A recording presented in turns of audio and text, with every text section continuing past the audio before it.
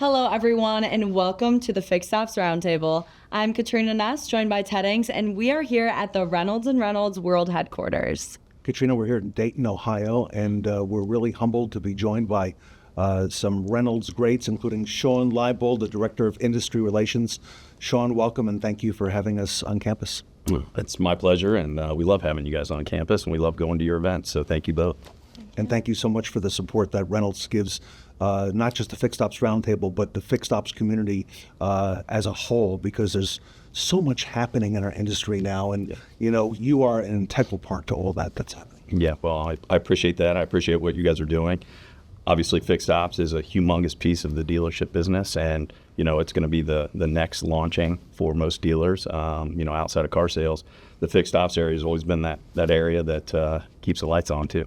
So part of the reason that we came in is so that we could take a kind of look behind the curtain and see what's happening behind the scenes at Reynolds. And there's so much that's happening and that you are doing on the front of retail technicians and helping dealers. There's no secret there's been a shortage of technicians.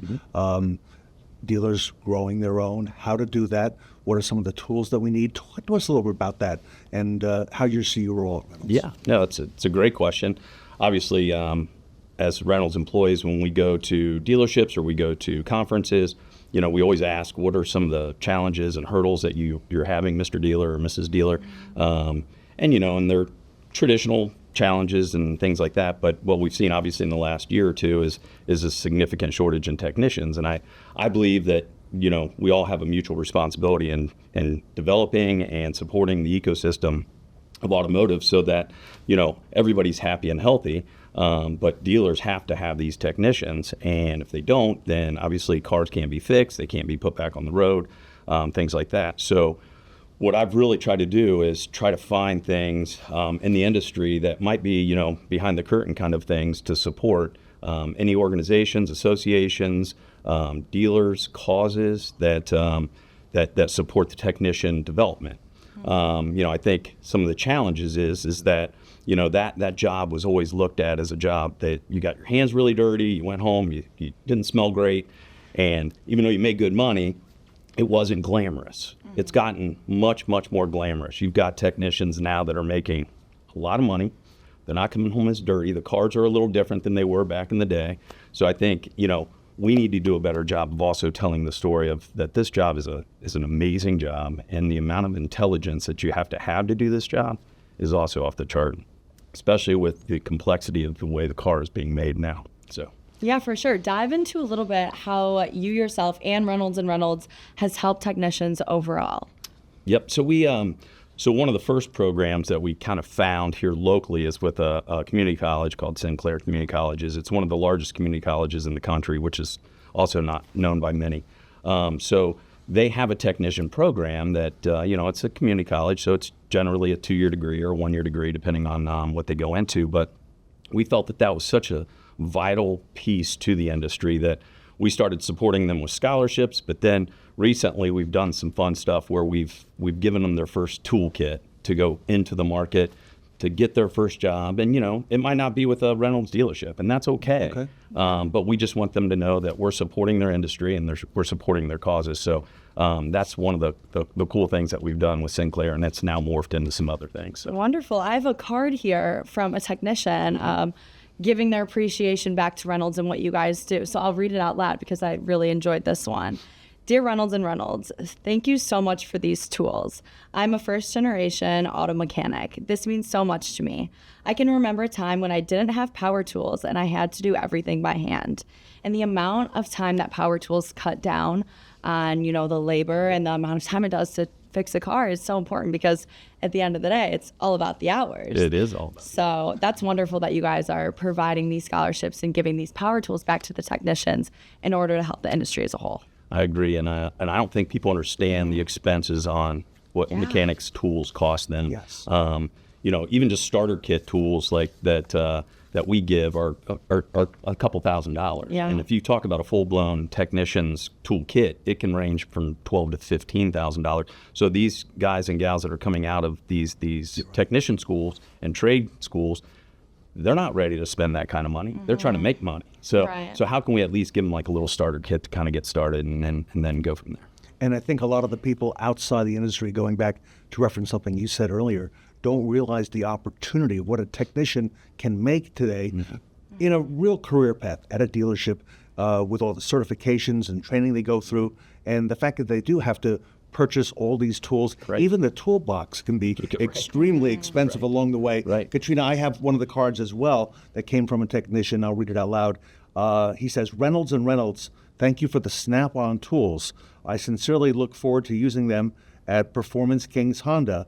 That's really great. Snap-on is a name brand. So here's another one where you help with the tools. Yeah, we started to look at some of the iconic brands that wrap themselves around dealerships, and if you've ever pulled into a dealership, there's a likelihood you're going to see a Snap-on truck, and you know Yes. those are all franchisees that go from dealership to sell tools, and and some dealerships give their technicians stipends, some don't. It's purely on the technicians to purchase their own tools, because then they take those tools from one dealership to another, or they go start their own shop or whatever it may be. But tools are such a vital part of that job. Yeah. It's amazing, and especially with the way the cars change. Yeah, here's one more for everyone to appreciate. Reynolds and Reynolds, I would like to express my gratitude for your donation of tools and the opportunity to take the ASE test while also taking the GM ASEP course. Both are valuable assets that will help further my career in the automotive industry. And there's so many different ways to help these young people. And I love that you've expressed that Reynolds and Reynolds is doing that as a whole. We have, and ASE is another important part of that. So I've tried to start discussions with ASE on how can we become more ingrained with some of your regional events, Yeah. some of your regional certifications. ASE is obviously gold standard in that world of technicians. And now I'll go back to the Snap-on example just a little bit more. Is we've also taken that a step further with some of our associations. So I'll use a recent one with Hawaii. We recognized that there was a community college out there that was about to recognize a bunch of technicians that were graduating from Maui Community College. So I thought, you know what? We're going to support the ADA, which is the association, but I think it would be kind of fun if we gave them each like a gift card to a Snap-on tool truck, so that no matter which dealership they go to, they can walk on the Snap-on truck and go purchase maybe their first huge wrench that costs $200 or whatever it might be. But at least it's a little helper. And Shawn, that's real world. That's something that Correct. can be applied right away to people who are making a difference. It shows appreciation for them. Correct. It wasn't that long ago that we, may not have appreciated the technician the way we do today. And now these are some of the most educated, well-trained people who work in the automotive industry, if I want to speak to that. That's right. Yeah. So, again, it's with the sophistication of how the cars are being built, with over-air updates coming and things like that become computer-based, down to the sophistication of the engines, and now you've got EVs that are out there. So you're going to see an evolution of the technician like you've never seen it. And, we have some colleagues in the industry that will talk about that the industry will change more in the next 2 years than it has in the last 100, and that is going to be the same with technicians. I mean, they're going to have to, continue to evolve their certifications and ramp up their certifications and make sure that they're educated on these new amazing vehicles that are being turned out. One final question to kind of close us out today. I know Reynolds is a big supporter of education and advancing people in our industry. A great example is the Northwood Connection. And while Northwood may not graduate as many technicians, as they will people into automotive marketing and management, your focus on what the dealership needs on a day-to-day basis, that speaks volumes. And you know what? If we hadn't come to Northwood and spent some time here this week, we probably wouldn't have known that. Right. And we're in the fixed operations business. Right. Yeah, no, and I'll use one last example to kind of end on. So we've even done it with dealer groups, one specifically out of Florida, which I think does an amazing job with a very unique technician approach. So what they've done is they've focused on females and trying to take them out of traditional dealership roles, which traditionally, you'd see a female, in the back office, or a controller, or payable person, and those are great jobs. Don't get me wrong, but what this organization, they're a top 10 organization in the country, they developed a female program to try to get them into,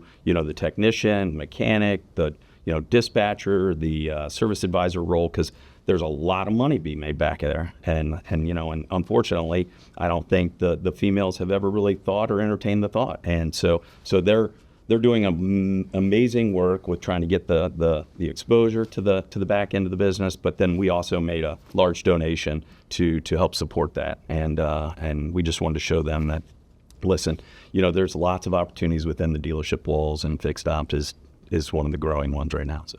And Katrina, I'm thinking that's probably the one area during your internship this past summer that you didn't get a chance to do was the technician side. So maybe in the future, maybe let's check her hand. let's see if there's any grease under the fingernails. No. I don't know about that. But on behalf of the industry as a whole, thank you for all that you do, and Reynolds and Reynolds. Of course.